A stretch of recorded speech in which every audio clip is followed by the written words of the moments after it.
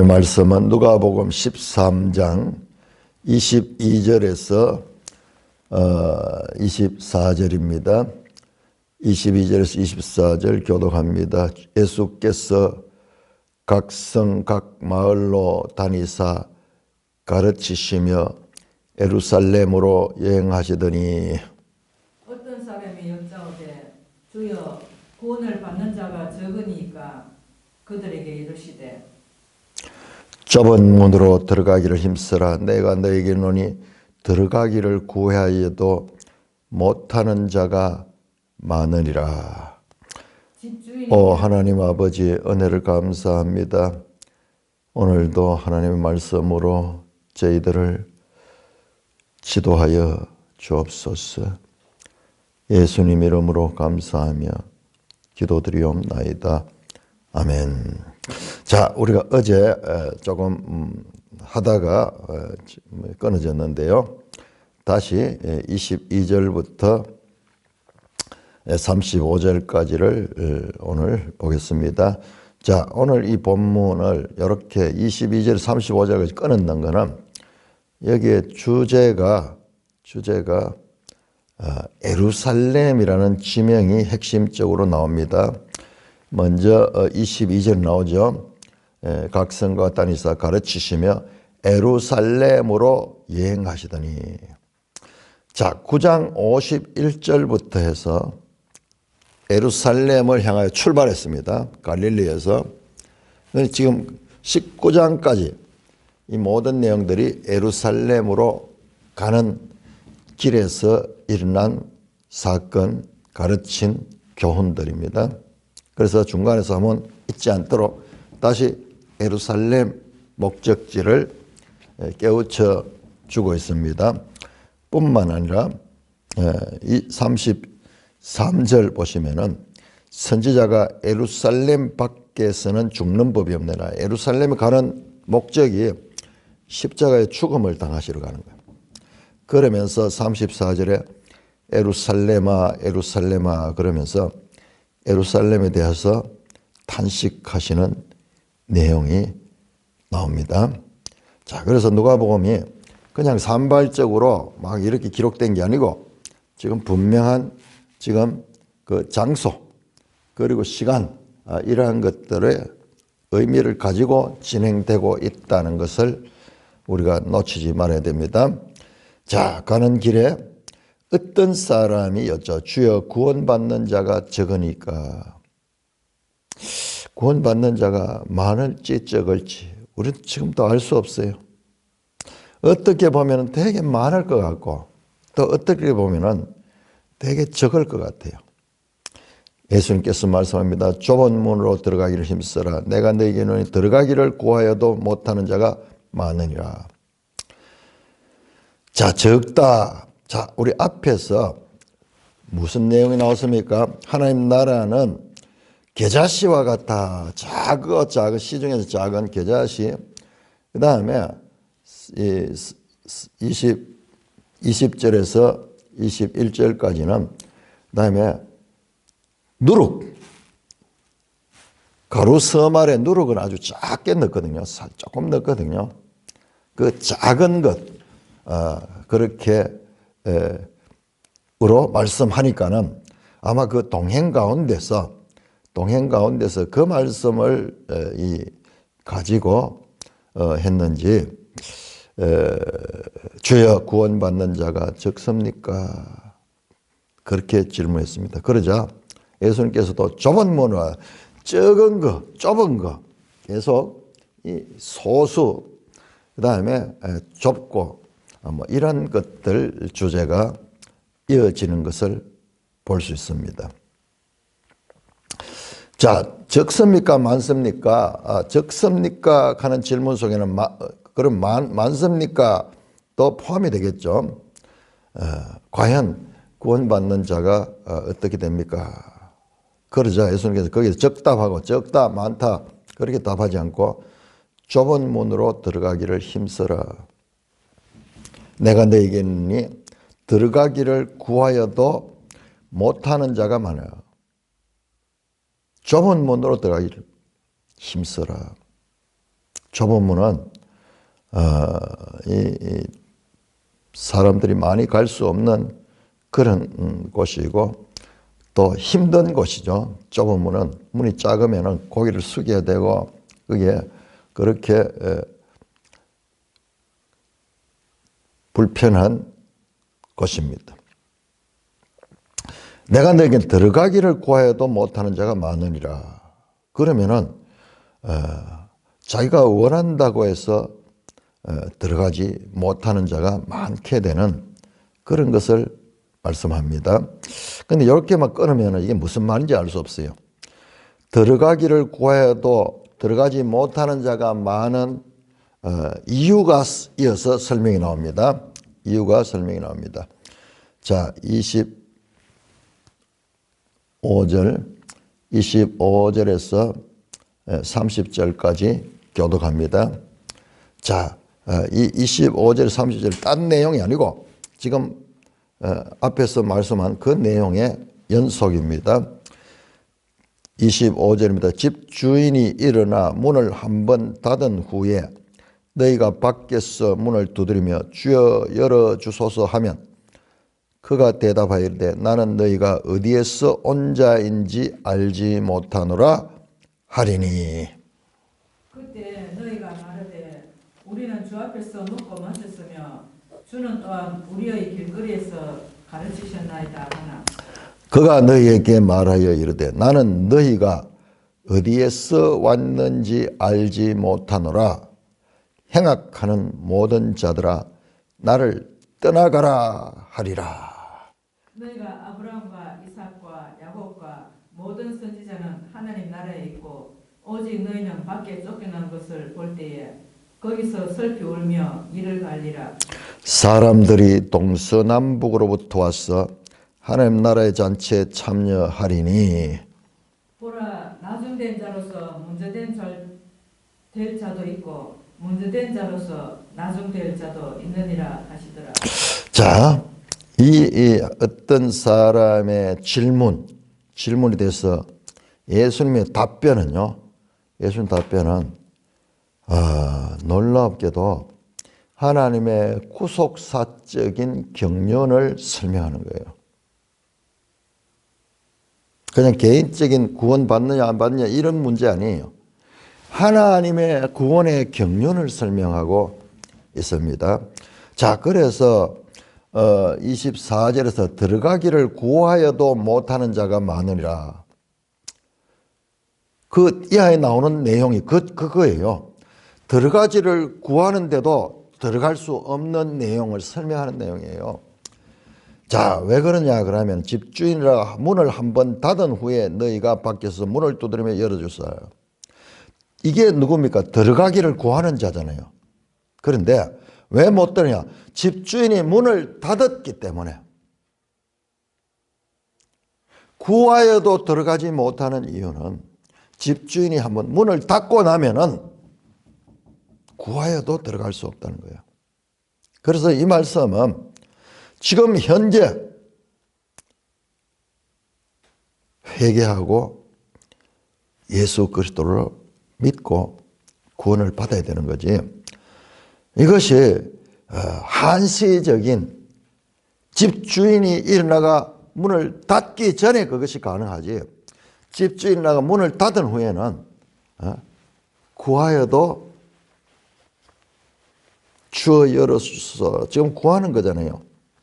그러니까 이 누가복음은 지금 특별히 이 12장 13장 부분은 이 문장을 정확하게 봐야 돼요. 맥락을. 저도 이거 준비하면서 잘 이해가 안 돼요. 뭐 본문이 이해되는 게 안 되는 게 아니라 맥락이 왜 여기에서 이런 말씀이 나오는가. 지금 이 25절에서 30절 말씀은 들어가기를 구하여도 못하는 자가 많은 이유가 무엇인가를 설명하는 거예요. 첫째 문제, 이 답이 나왔습니다. 문을 닫기 전에만, 문을 닫은 후에는 열심히 구하잖아요. 문을 두드리며 주여 열어주소서 하면 그가 대답해야 돼.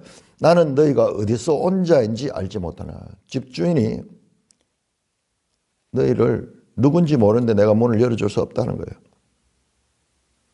그때 너희가 말하되, 들어가고자 원하는 자잖아요. 들어가고자 원하는 자가, 우리는 주 앞에서 먹고 마셨으며 주는 또한 우리를 길거리에서 가르치셨나이다. 자기들을 이야기하는 거잖아요. 주님이 주시는 떡을 먹고 마시고 또한 길거리에서 주님이 우리를 가르쳤습니다. 지금 예수님 이 말씀 지금 길거리에서 가르치고 있느냐. 그렇게 하나. 그가 너희에게 말하되, 그가 누굽니까? 주인이. 나는 너희가 어디서 왔는지 알지 못하노라. 행악하는 모든 자들아 나를 떠나가라 하며 문을 닫고 열어주지 않는 거예요. 열어주지. 갑작스럽게 이 말씀이 전개되기 때문에 이게 무슨 뜻인지 우리가 알 수가 없어요. 이들은 누굽니까? 1차적으로 지금 이 질문하는 이 사람이 포함된 그 유대인들, 이스라엘인들을 가리키는 거죠. 그런데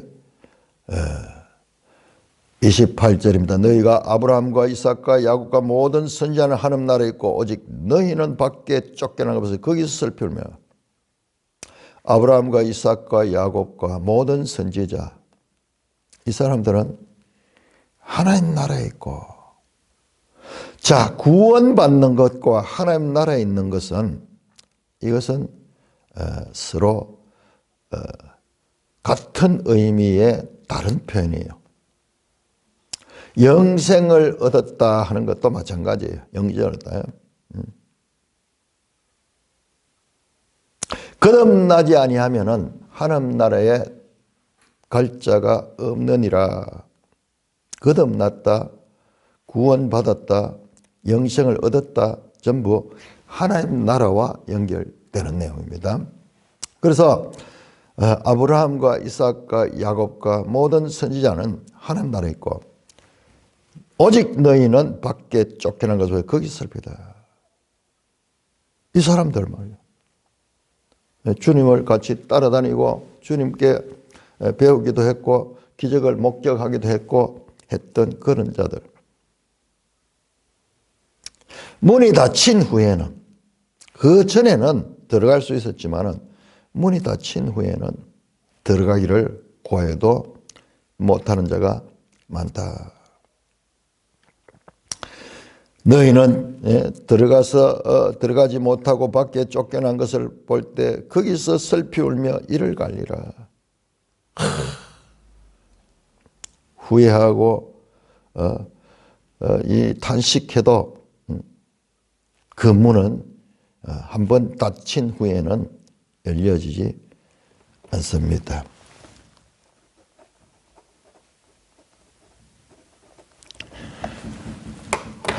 구원으로 인도하는 문, 그 찬송이 생각이 나요. 구원으로 인도하는 문은 한번 닫힌 후에, 구원의 문이 한번 닫힌 후에는 구하여도 들어갈 자가 없다. 자, 그러면서 이제 아주 중요한 메시지를 전합니다. 29절입니다. 사람들이 동서남북으로부터 와서 하나님 나라 잔치에 참여하고자 하니, 갑자기 스케일이 하나님의 구속의 경륜, 사람들이 동서남북으로부터 와서 전 세계에서 와서 하나님 나라의 잔치에 참여하라. 하나님 나라 잔치가 나옵니다. 자, 여기 중요합니다. 하나님 나라 잔치. 이어서 나오는 내용이 뭐냐 그러면요, 이어서 나오는 내용들이 큰 잔치 이야기가 14장에 나옵니다. 14장에. 자, 그러니까 이거를 우리가 이 맥락을 잘 잡아요. 갑자기 하나님 나라 잔치를 이야기를 하면, 사람들이 동서남북으로부터 와서 하나님 나라의 잔치에 참여하리니, 보라, 나중된 자로서 먼저 될 자가 있고 먼저 된 자로서 나중될 자가 있느니라 하시니라. 동서남북으로부터 와서, 여기까지만 보면은 이게 무슨 말인지 알기가 어려워요. 나중된 자로서 먼저 될 자가 먼저 된 자도 나중이다. 자, 여기에서 나중된 자와 먼저 된 자가 나오는데 여기에서 나중된 자는 동서남북으로도 온 자들을 가리키고 먼저 된 자는 이스라엘인을 가리키는 말씀이에요.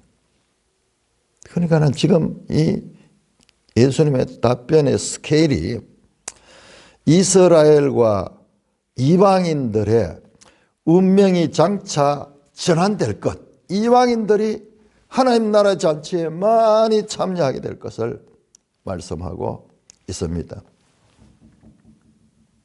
아브라함과 이삭과 야곱과 모든 선지자는 이미 하나님 나라에 있고 그들의 조상들 가운데서 믿음으로 살았던 자들, 하나님의 뜻을 따라 살았던 자들은 하나님 나라 그 잔치에 참여할 수 있지만, 그러나 지금 현재 예수님을 따라다니고 있고 예수님을 목격하고 있음에도 불구하고 문이 닫힌 후에는 주님이 모르는 거예요. 주님과 관계가 없는 거예요. 모르는 자가 되는 거예요.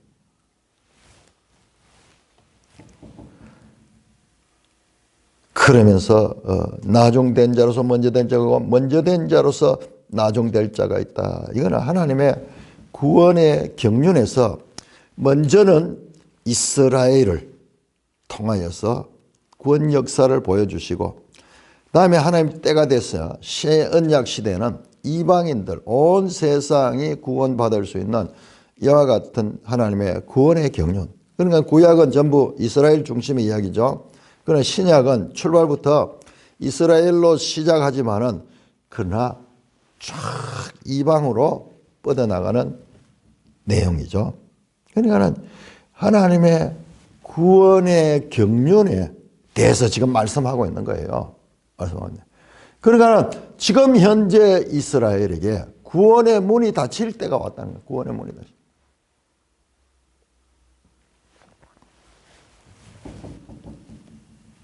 출생과 혈통으로 천국 입성에 유리한 자리에 있었기 때문에 더욱 이들은 이를 갈면서 후회하는 거예요. 슬피 울며 이를 갈리라. 왜? 자기들은 당연히 먼저 구원의 기회가 있었는데 그 문이 열려 있을 적에 거기에 들어가지 못하고 있었기 때문에 얼마나 원통하겠어요. 이를 가는 것은요. 얼마나 원통하냐. 그때 그렇게 하지 못한 것들. 그래서 지금 여기에서 동서남북으로부터 오는 사람들이 하나님 나라를 잔치 찬양하라. 이는 엄청난 하나님의 구원의 시간에 관한 계획을 예수님이 지금 말씀하시고 있는 것입니다. 그러니까 예수님 말씀은 천둥번개와도 같은 소리예요. 누가 이 말씀을 듣고 이 뜻을 알 수 있겠어요? 자, 이 모든 것들은 사도 바울을 통해서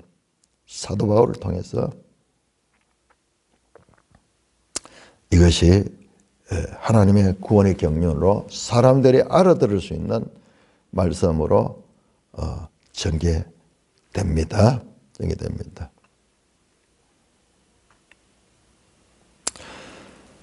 구원을 받은 이가 적습니까? 라는 질문에 그렇다로 답하는 거예요. 그렇다. 왜?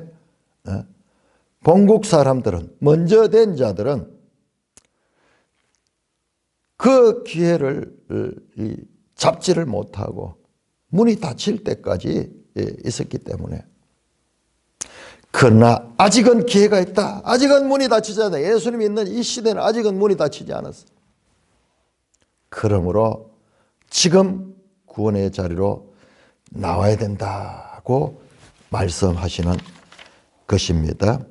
자, 여기에 이것도 앞에서 나왔을 적에 앞에서 나온 내용과 연결이 됩니다. 앞에서 나온 내용 13장에 보세요. 13장에서 참 어려운 내용이 있었죠. 13장 57절에서 59절에서 갑자기 너를 고발한 자가 함께 법관에게 갈 때 길에서 화해하기를 힘써라. 그렇지 않으면 나중에는 그 옥에서 나오지 못한다. 길에서 화해하기를 힘써라. 재판장 앞에 가기 전에 길에서 화해하기. 지금 어딥니까? 길에서 예수님의 지금 말씀을 듣고 따라가잖아요. 지금 여기서 길에서 예수님께로 나오고 그래야 된다. 여러분 13장 1절에서 5절 말씀도 보세요. 너희도 회개하지 않으면 이와 같이 망한다. 두 번 나오죠. 너희도 회개하지 않으면 이와 같이 망한다. 앞에는 어떤 저 재판받으러 간 자가 길에서 그 고소하는 자와 화해했듯이 너희도 회개하죠. 지금 저 실로암 망대가 무너진 사람들처럼, 저 갈릴리의 빌라도에 의해서 억울한 죽음을 당했던 사람들처럼 너희도 동일하다. 너희도 지금 회개하지 않으면 그들과 동일하다. 지금 시간이 있을 적에, 기회가 있을 적에, 아직까지 재판장에게 가지 않은 그 과정에서 화해를 하면은 구원을 받을 수 있고, 그렇잖아요. 그러니까 지금 이 내용이 이렇게 연결이 되는 거예요. 연결이 되는 거예요. 근데 이 연결점을 찾기가 쉽지 않아요. 이 연결점을 찾기가 쉽다. 문이 한번 닫힌 후에는 너희가 문을 뚫으면 열어주소서 들어가기를 구하여도 들어가지 못하는 자가 많다는 그 설명을 하시면서 왜? 너희들 먼저 된 자 이스라엘은 오히려 나중이 되고 나중된 자로 먼저 돼. 이야, 이 말씀도 너무 놀라운 거예요. 자, 나중된 자로서 먼저 될 자가 있고 먼저 된 자로서 나중될 자도 있다는, 나중에 들어갈 수 있다는 거예요. 먼저 된 자가 먼저 들어가지 못하고 나중에 들어갈 수 있는 자가 있는 거예요. 그런데 나중된 자가 먼저 될 자가 있다. 이방인들의 구원이고, 그렇다고 저 이스라엘 먼저 된 자들의 구원이 완전히 끝이 나느냐, 그건 아니고 나중에 될 수 있다는 말씀입니다. 자, 여기 보세요. 이게 제가 아까 바울 사도를 이야기했지만은 이것을 가리키는 게 뭡니까? 로마서 9장에서 11장이에요. 로마서 9장, 10장, 11장. 먼저 이스라엘의 구원을 임했지만은 그들이 그 구원을 그들이 스스로 넘어지는 그런 결과로 말미암아 구원이 이방인에게로 갔다. 이방인으로 갔다.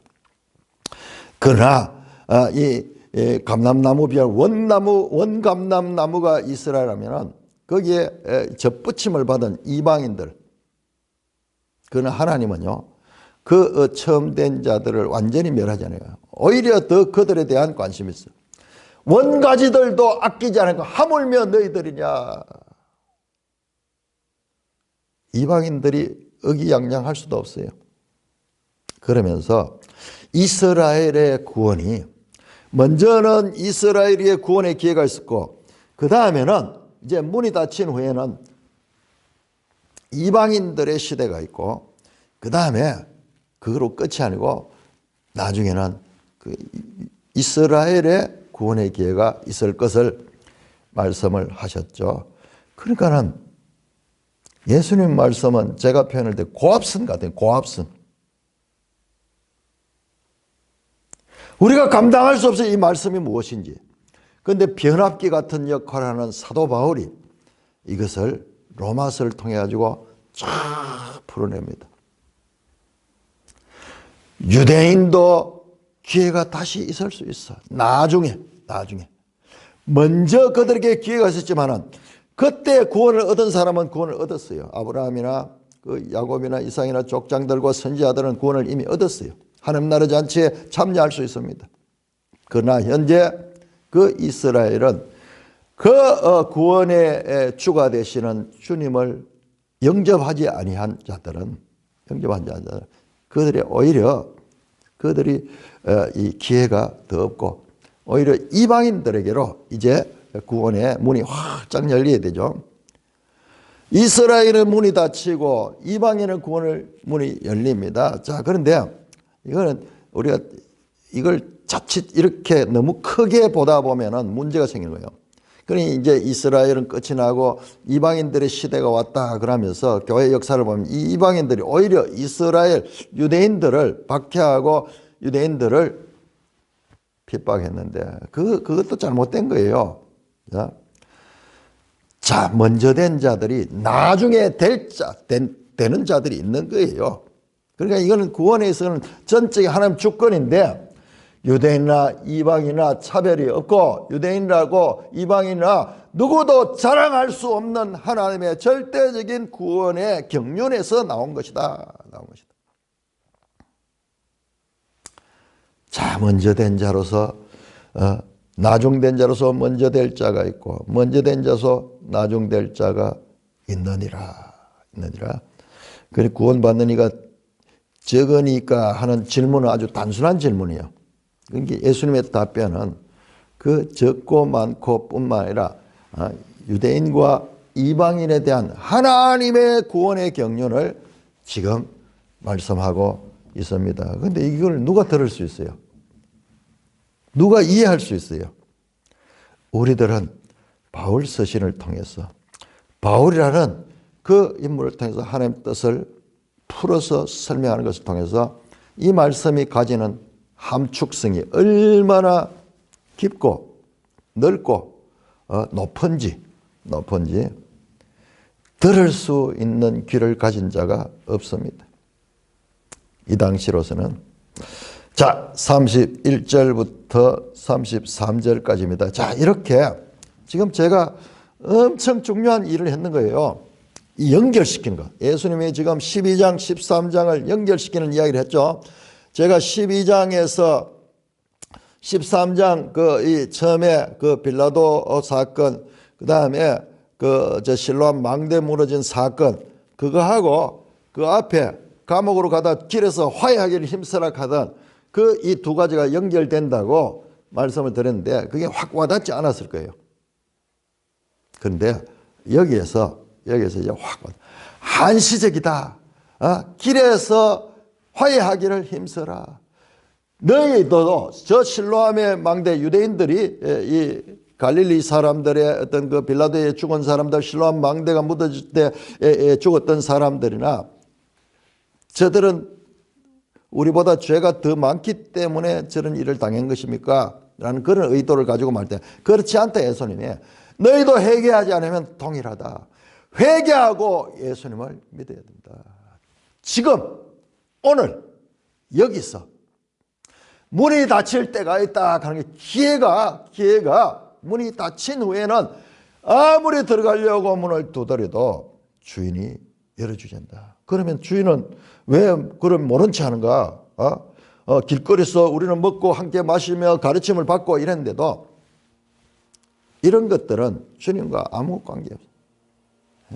회개하고 그리고 예수 그리스도를 믿는 자들이 그 관계가 되지. 아무리 혈통적으로 그다음에 이 육체적으로 서로 만난 경험이 있더라도 영적으로 도무지 관계가 형성되지 않았기 때문에 그런 것입니다. 더 엄밀하게 보면요. 죄 사함을 받지 않았던 자는 거룩하신 하나님과 절대적 관계가 단절이 되고요. 이 죄는 하나님과 사람 사이를 완전히 단절시키는 그와 같은 모든 문제의 원인인데 회개하고 예수 그리스도를 믿음으로 말미암아 죄 사함을 받아야 죄 사함을 받았을 때야 관계가 회복되니 그 전에는 어떤 관계도 하나님과의 관계에서는 무관한 관계일 수밖에 없다는 것입니다. 그러니까 지금 이 예수님의 말씀은 엄청난 깊이를 가지고 있는 말씀입니다. 31절에서 33절까지 곧 그때에 어떤 바리새인들이 나와서 이르되 나가서 여기를 떠나소서 헤롯이 당신을 죽이고자 하나이다. 이르시되 너희는 가서 저 여우에게 이르되 오늘과 내일은 내가 귀신을 쫓아내며 병을 고치다가 제3일에는 완전하여지리라 하라. 그러나 오늘과 내일과 모레는 내가 갈 길을 가야 하리니 선지자가 예루살렘 밖에서는 죽는 법이 없느니라. 자, 여기 보세요. 또 연결이 됩니다. 지금 예수는 무슨 이야기를 합니까? 시간을 이야기하잖아요.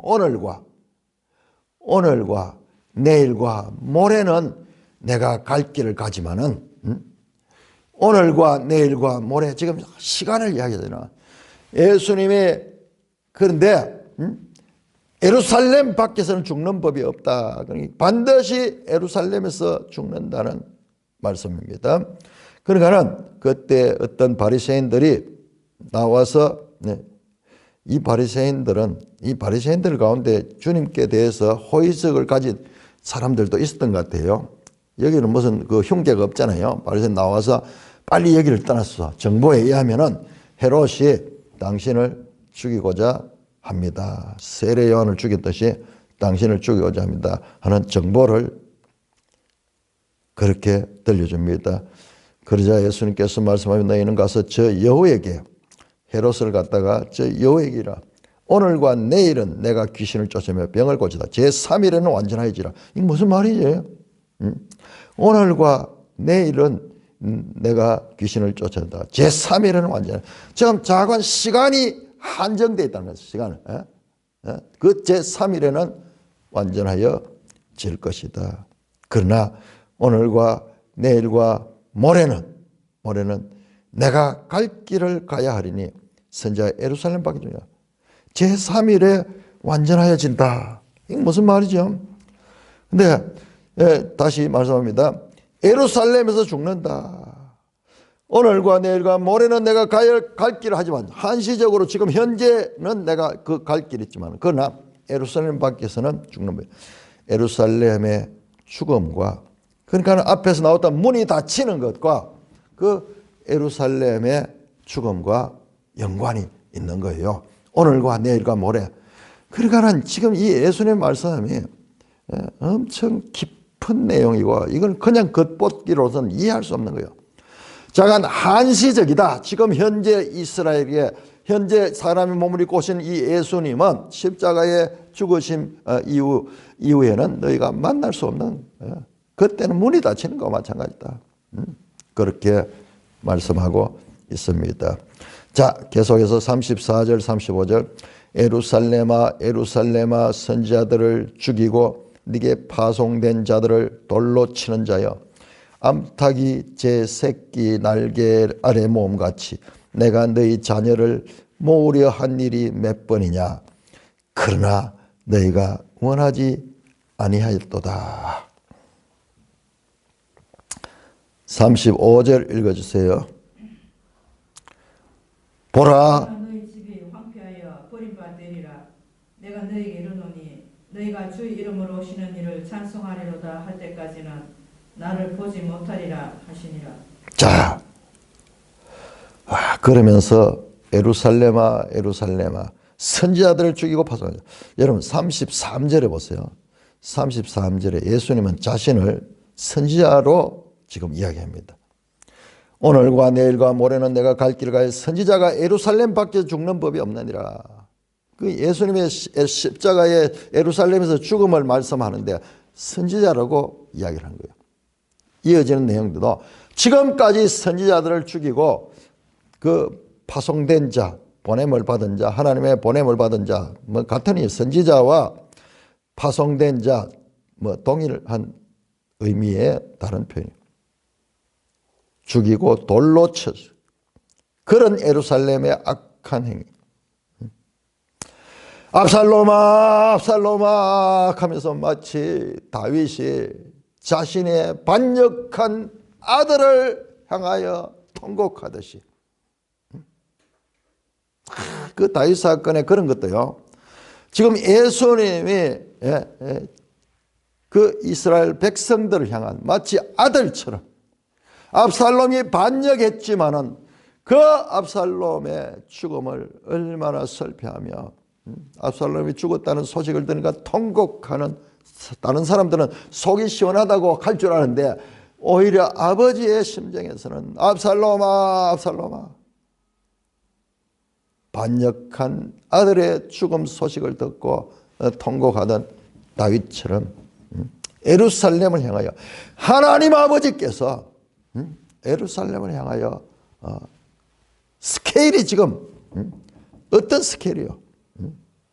역사의 시간과 그 다음에 이 하늘과 땅의 공간 속에서 지금 말씀하는 거예요. 이걸 우리가 어떻게 제대로 이해하고 알아들을 수 있겠어요? 신성으로 지금 말씀하는 거예요. 암탉이 제 새끼 날개를 아래 품같이 내가 너희 자녀를 모으겠다. 그러나 너희가 원하지 않았다. 이스라엘이 그 하나님의 사랑을 받아들이지 않고 그렇게 했다. 보라, 너희 집이 황폐하여 버림받으리라. 내가 너희에게 너희가 주의 이름으로 오신 이를 찬송을 할 때까지는 나를 보지 못하라. 보라, 너희 집이 황폐하여 버린다. 하나님 아버지께서 이 이스라엘을 품으려고 그들을 구원하려고 여러 번 선지자들을 보내서 기회를 줬지만은 그러나 그들이 오히려 선지자들을 죽이고 하나님이 보낸 자들을 돌로 쳐서 죽여버리고 하나님의 사랑을 거부했다. 그러므로 너희 집이 황폐하여 버림받으리라. 무엇을 가리킵니까? 예루살렘을 가리킵니다. 예루살렘, 이스라엘을 대표적으로 상징하는 예루살렘이 황폐하여 버림받으라. 내가 너희에게 노니 너희가 주의 이름으로 오신 이를 찬송을 할 때까지는 나를 보지 못하리라. 문이 닫히는 거예요. 문이 닫히는 거예요. 언제까지? 한시적으로. 그러나 그 이후에는 볼 수 있는 기회가 있다는 것을 암시하고 있습니다. 자, 그러니까는 지금 이게요.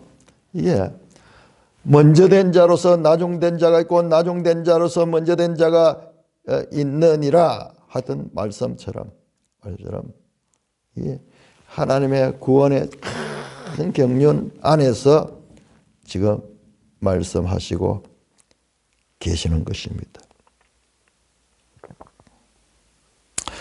이 사건은 누가복음에서 중대한 전환점이 됩니다. 예수는 이제 이스라엘 나라에 대해서 말씀하기보다는 주님의 제자들을 가르치는 데 더 집중할 것입니다. 이스라엘 나라는 이미 그들의 결정을 내렸고 스스로 그들의 운명을 봉인해 버렸습니다. 그 예수님을 죽여버려, 예루살렘에서 죽이는 일, 그것을 가지고 말씀합니다. 이스라엘의 주제는 이제 마감을 하면서 이스라엘에게 구원의 문이 닫히는 시대가 왔다. 그러므로 들어가기를 구하여도 못하는 자가 많은 시대가 지금 왔다. 하나님의 구원의 경륜을 지금 말씀하는 거예요. 그러니까는 이 스케일이 너무나 컸기 때문에 우리가 제대로 이해할 수 없어요. 여기 힌트 잡을 수 있는 것이 그 사람들이 동서남북으로 와서 하나님 나라의 잔치 참여해요. 그러니까 우리가 이 본문을 읽으면요, 우리한테 무슨 감동이 와닿는 게 없어. 뭔가 딱 부러지는 것도 없고. 왜 그러느냐? 그래서 어려운 거예요. 여러분, 구약 성경 같이 무슨 믿음으로 기도하면은 막 어려움이 막 해결이 되고 이런 문제가 오히려 더 선명한 거예요. 그러나 지금 이거는 무슨 내용이냐고. 하나님의 구원의 경륜에 대한 설명이기 때문에 이것을 볼 수 있는 눈이 준비되지 않은 자들에게는 이게 무슨 말인지 그 깊은 뜻을 알기가 어렵기 때문에 아마 이 영상을 보는 사람들도 참 어려울 거예요. 준비하는 나도 어렵지만은, 그러나 이 내용을 이해를 하면요, 하나님의 구원의 경륜이라는 사람으로는 알 수도 없고 사람으로서는 감히 청량할 수 없는, 헤아릴 수 없는 이 불가지론적인 그 하늘의 비밀이 지금 예수님의 입을 통하여 지금 선포되고 있는 참으로 놀라운 하나님의 구원의 경륜이 지금 예수님의 입을 통하여 선포되는데, 이 말씀을 우리가 액면 그대로 지금 수용할 수 있는 우리의 이 수준이 안 되는 거예요. 바울이 이 부분을 얼마나 자세하게 설명했는가. 바울 서신이 하는 역할이 뭔가? 바울이 하는 역할이 뭔가?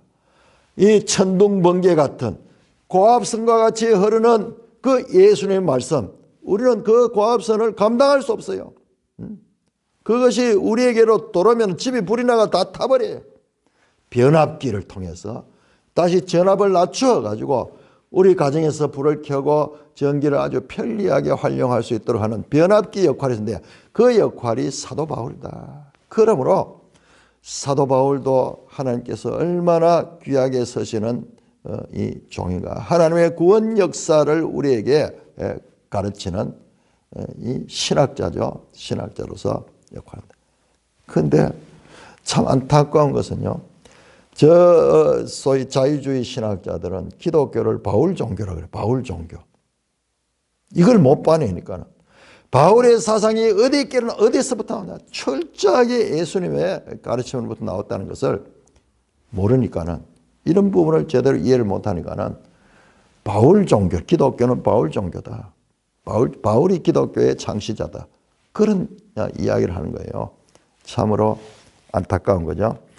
역으로 바울은 철저하게 자신도 선언하잖아요. 예수 그리스도의 종, 나 바울은 내가 이 하는 것은 내가 하는 것이 아니요 오직 하나님께서 나를 통하여 말씀하시는 것이다 라는 그와 같은 철저한 자기 자신에 대한 정체성을 알리고 있음에도 불구하고 이런 의미를 모르니까는 기독교는 바울 종교다 하는 그런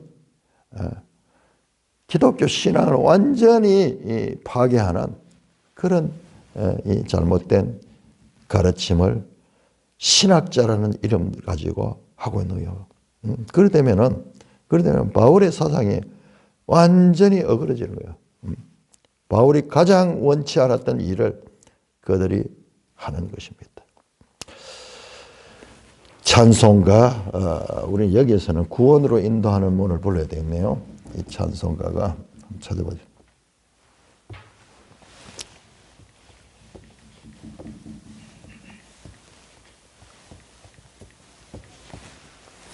(521장이네) 521장.